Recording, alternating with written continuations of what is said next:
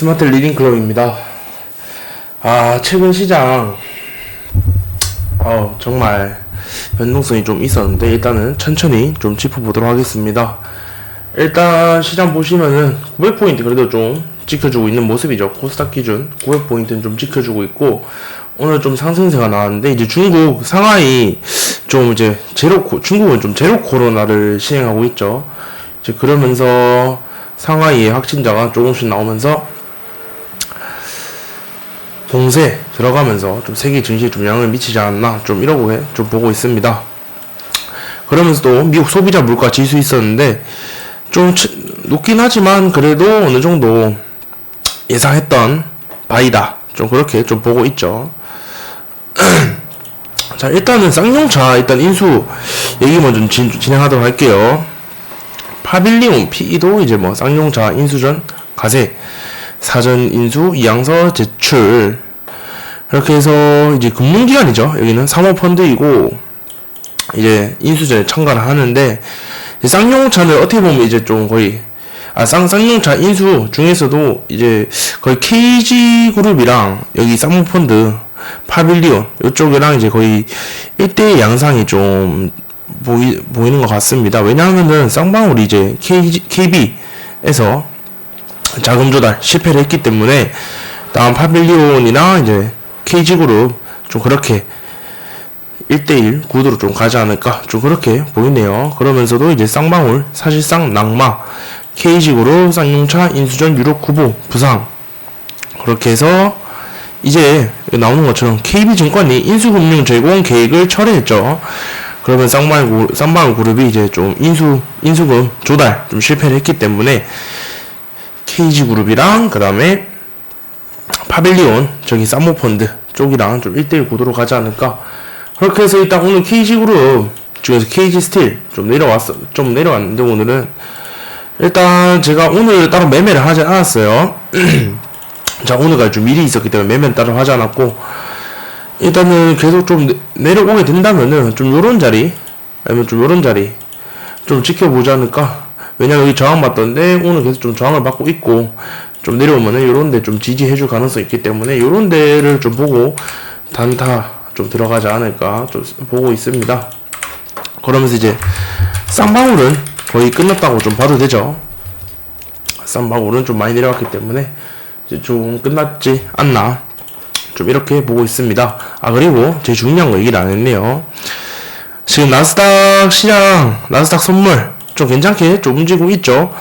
그러면서 일단은 특별한 오늘 내일 새벽 중에 특별한 뭐 발표 이런 건 없기 때문에 일단은 좀 어느 정도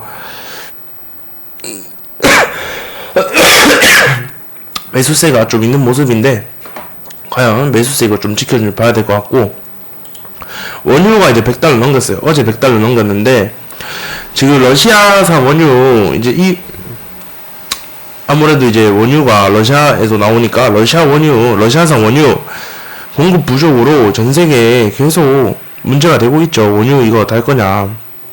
그래서 일단 원유 또 100달러 넘은 모습이고, 천연가스도 좀 많이 올라왔습니다. 자, 그러면서 이제 미국 천연가스 가격 공급으로 속 13년 만에 최고치, 중국 코로나 봉쇄 속 LNG 수입 급감, 세라믹 생산 일부 중단. 결국엔 이제 러시아 쪽 이제 천연가스가 지금 수출 중단이 되면서 미국 천연가스를 이제 좀 많이 쓰고 있죠. 이제 그러면서 이제 공급은 그대로고 공급은 적어지고 수요는 그대로다 보니까 당연하게 이제 원자재 가격 올라가는 모습. 그러면서 이제 어젠가 그저께 천연가스 관련 또 올라왔더라고요. 그러면서 이제 또 러시아산 대신할 건 없나, 유럽 LNG 대란이 활짝 웃은 철강주. 자, 이제 여기서 궁금하실 수 있는 게, 이 천연가스 이제 공급 왜 LNG 대란 결국엔 좀 철강주가 왜 올라가냐.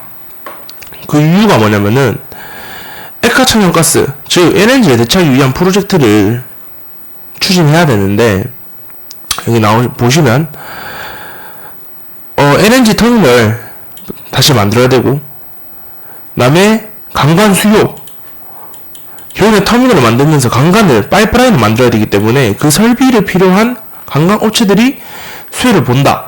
왜냐, 지금 러시아 쪽에서 받아온 천연가스를 이제 미국 쪽에서 받아오다 보니까 거기에 대한 설비가 또 늘어나야 되죠.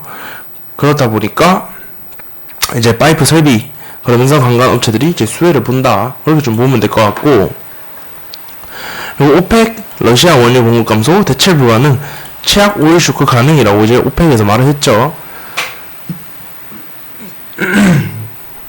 그러면서 일단은 기존 방침보다 좀 상향된 하루에 43만 2천 배럴을 5월에 증산하기로 합의했다. 하지만 이게 소폭 진짜 조금 상향된 거기 때문에 기름값 잡기는 좀 어렵다고 좀 볼 수 있겠네요. 이제 그러면서 이제 또 국산 원전 안정장치로 원전 수출 경쟁력 높인다. 그래서 이제 원전 관련주 또 올라올 수도 있고, 지금 또 인수위에서 계속 얘기 나오죠. K텍소노미에 원전도 포함한다. 그러면서 이제 여기 나오죠. 윤석열 탈원전 폐기, K텍소노미에 원전 포함. 그렇기 때문에 문재인 탄소중립 정책 수정, 경제 효과 상쇄 해가지고 윤석열 대통령 당선인 탈원전 정책을 벌인다.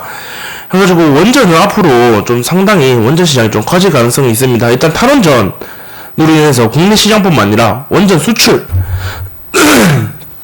우리나라가 원전에 대해서 약한 나라가 아니기 때문에 원전 수출에 관한 기대감도 좀 있지 않나? 좀 그렇게 보이네요. 그래서 일동제약 세무조사 소식이 21% 곤두박질. 그러면서 지금 일동제약이 지금 하한가를 가 있죠. 그러면서 오늘 반사 이후로 신풍제약, JW, 그다음에 현대바이오가 조금씩 올라왔네요.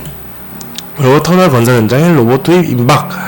하면서 로봇도 계속 말씀드리지만 로봇이 앞으로 미래 먹거리 산업이다. 좀 이렇게 볼 수 있을 것 같습니다. 그리고 다양한 산업용 로봇을 한자리에서 결국엔 이게 EMK 2022에서 관람객들 로봇을 관람하고 있는데, 이제 여기서 이제 또 인수 합병, M&A 아니면 뭐 기술 수출 또 이런 얘기가 나올 수도 있기 때문에 로봇 관련주들 계속 조금씩 봐야 한다. 그리고 한국 이스라엘 로봇 분야에 530만 달러 공동 투자 해가지고 계속 보는 것처럼 로봇, 메타버스, 그다음에 가상화폐에 대해서는 앞으로 계속 미래에 더 발전되고 앞으로 점점 커질 시장이다라고 좀 이렇게 얘기할 수 있겠죠. 그리고 삼성, 현대차, LG 로봇 사업 추진한다. 하지만 국내 인증 기준은 미비하다.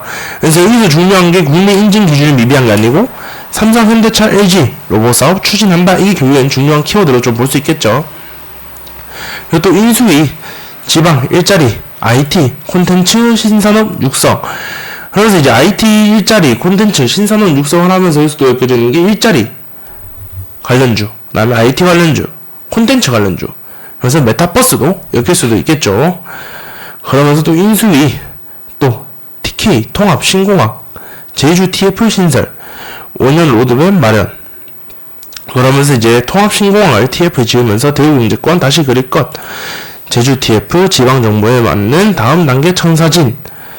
해가지고 이제 또 대우경북 쪽으로 또 구체적인 뉴스 나오면은 또 거기 관련주들 또 올라오지 않을까. 또 이렇게 생각이 되네요. 그래서 이제 폐배터리 좀 든든하다 싶었는데 2040년 되면 68조 원 규모 4대 그룹 눈독을 들인다. 삼성, 현대차, SK, LG 등 4대 그룹 참여 폐배터리 자율사업 4달 본격 가동. 그래서 이제 폐배터리 관련주들 또 조금씩 또 지켜볼 때가 되지 않았나 또 이렇게 생각이 되네요. 그리고 EU 러시아산 석탄 수입 금지해가지고 뭐 KPF, GS 해가지고 좀 많이 올라왔었는데 일단은 얘네들이 많이 올라왔으니까 브리핑에서는 좀 넘어가도록 하겠습니다. 그리고 한 번에 19% 뛴 시멘트 값, 이거는 제가 좀 유연탄 가격 올라왔다고 좀 계속 지켜봐야 된다.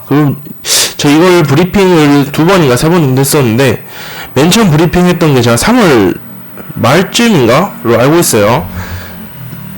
그래서 그때 차트 보시고 좀 매수 들어가셨으면은 지금쯤 충분히 좀 수익 보시지 않았을까? 좀 이렇게 생각되네요.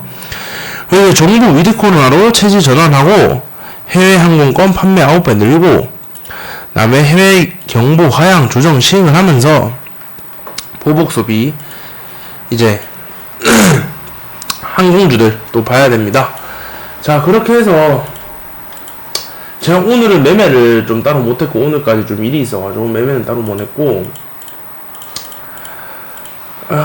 일단 몇 개 조금만 짚어가도록 할게요. 일단 메타버스, 덱스터, 일단 2만처럼 깨고 내려오면서 2만원 좀 지켜주는지, 2만원 부근에서는 충분히 좀 중장기적으로 또 들고 갈만하다, 좀 이렇게 보이고, 이외에도 뭐 자이언트 스텝도 좀 차트 비슷한 양상을 띄는데, 얘는 한 43,000원대 부근 좀 지켜주면 괜찮아 보이네요.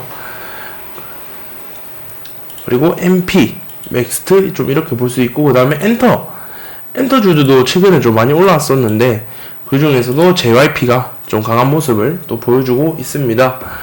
그리고 이제 항공주들, 대한항공 최근 또 많이 올라왔었네요.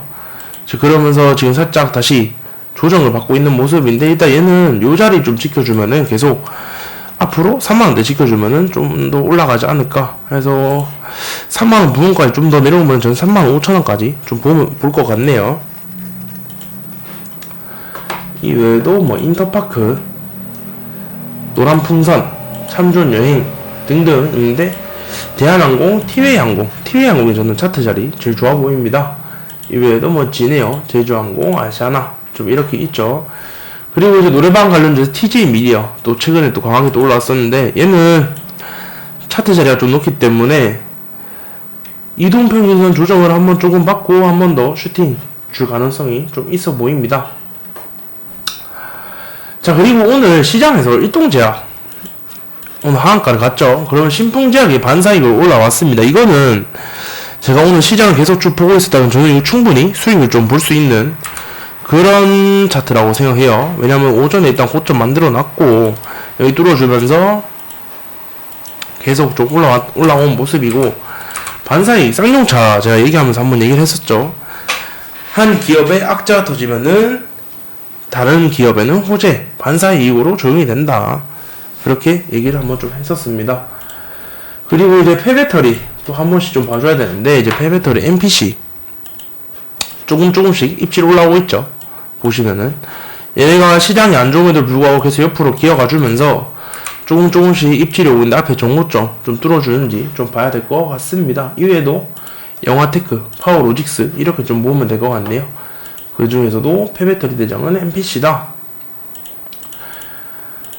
자, 이렇게 해가지고 제가 오늘 시장을 매매를 따로 안 했기 때문에 좀 오늘은 종목 브리핑 좀 간략한 점 양해 좀 구해주시고, 제가 시장을 대충 복귀해보니까 최근에 좀 개별주 위주로 좀 움직이는 느낌이 좀 강하더라고요.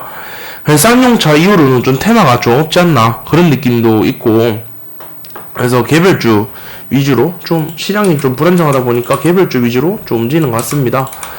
자, 그렇게 해가지고 일단 오늘은 브리핑 좀 짧게 맞춰드렸는데, 내일부터는 다시 좀 제대로 브리핑해서 시청자 유튜브 보시는 분들 모두 돈 많이 버실 수 있게 저도 노력하도록 하겠습니다. 감사합니다.